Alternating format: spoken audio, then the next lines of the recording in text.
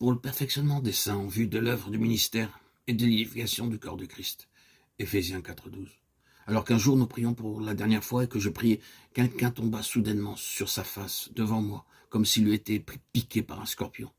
Puis, l'un après l'autre, des gens tombèrent à terre en criant miséricorde. J'ai vu de mes propres yeux des gens s'envoyer de la poussière sur le visage, se frapper les joues et s'arracher les cheveux.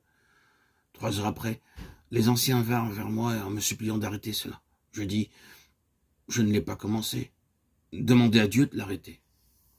Nous vîmes des centaines de personnes qui, convaincues de péché par le Saint-Esprit, confessaient leurs péchés et acceptaient le salut. Nous restâmes jusqu'à 3 à 5 semaines dans chaque lieu, nous réunissant dans les maisons, étudiant la Bible, organisant des processions pendant lesquelles nous vendions des évangiles. Lorsque nous retournâmes dans ces lieux quelques mois après, je vis, à ma plus grande déception, qu'un très petit nombre suivait vraiment le Seigneur. La majorité était retournée en arrière.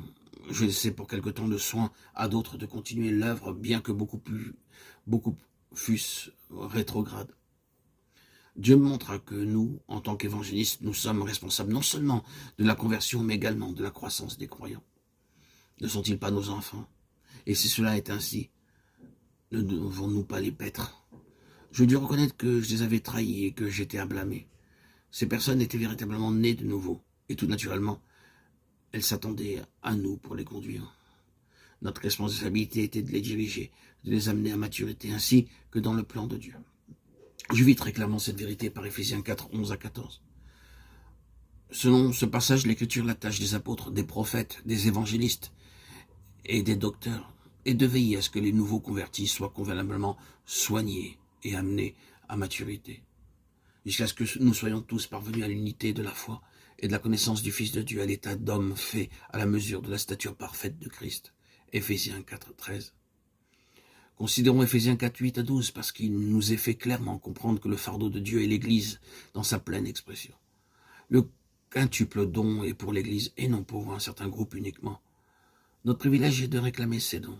Tout comme nous demandons à Dieu d'envoyer un réveil, nous devons lui demander des bénédictions, telles que des apôtres, des prophètes, des évangélistes, des pasteurs et des docteurs, lesquels, lorsqu'ils fonctionnent ensemble, établissent les croyants sur un fondement solide. Ainsi, je commence à voir que cela était de notre faute si nous ne voyons pas ces dons se manifester parmi ceux qui étaient nés de nouveau. Les apôtres ont reçu l'autorité d'établir des églises et de désigner ceux qui sont appelés de Dieu pour l'œuvre du ministère. Les prophètes sont ceux qui trouvent la pensée de Dieu et la révèlent à l'Église.